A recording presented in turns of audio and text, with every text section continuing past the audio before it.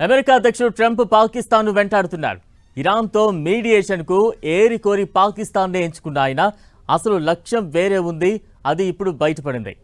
ఇజ్రాయెల్ని Arab దేశాలకు దగ్గర చేయడమే ఆ లక్ష్యం కాగా దానికి పాకిస్తాన్ను ఎలాగైనా ఒప్పించేందుకు ట్రంప్ టార్గెట్ పెట్టారు.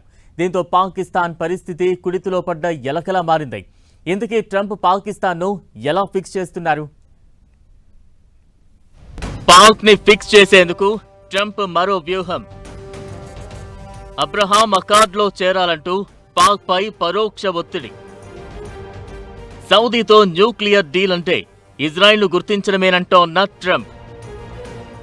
అమెరికా అధ్యక్షుడు ట్రంప్ తాను అనుకున్నది అనుకున్నట్లు జరగడానికి రకరకాల స్కెచ్లు వేస్తారు.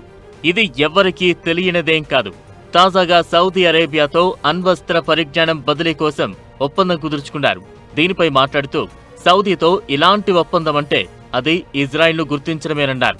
దీంతో ఆయన పాకిస్తాన్ను కూడా అబ్రహాం అకార్డ్లో చేరాలని చెప్పకనే చెప్పినట్లంటున్నారు.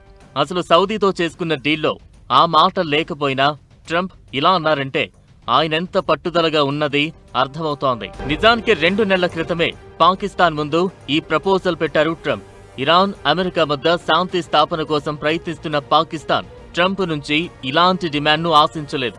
పాకిస్తాన్ పాస్పోర్ట్ పాలసీ మేరకు పాకిస్తాన్ తన చరిత్రలో ఇజ్రాయెల్ను ఎప్పుడూ గుర్తించలేదు.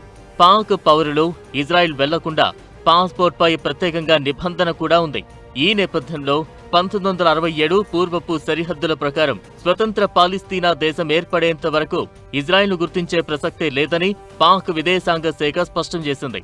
డొనాల్డ్ ట్రంప్ అమెరికా అధ్యక్షుడిగా వ్యవహరించిన మొదటి దఫాలోనే ఇజ్రాయెల్, అరబ్ దేశాల మధ్య దౌత్య, ఆర్థిక సంబంధాలను నెలకొల్పేందుకు కుదిర్చిన ఒప్పందాలే ఈ అబ్రహాం అకార్డ్స్. ఇందులో ఇప్పటికే UAE, Bahrain, Morocco, Sudan, Kazakhstan వంటి దేశాలు చేరాయి. ఇప్పుడు పాకిస్తాన్ను చేర్చాలనేది అమెరికా వ్యూహం కాగా తనకు ఉన్న సమస్యల దృష్ట్యా పాకిస్తాన్ అందుకు అంగీకరించడం లేదు.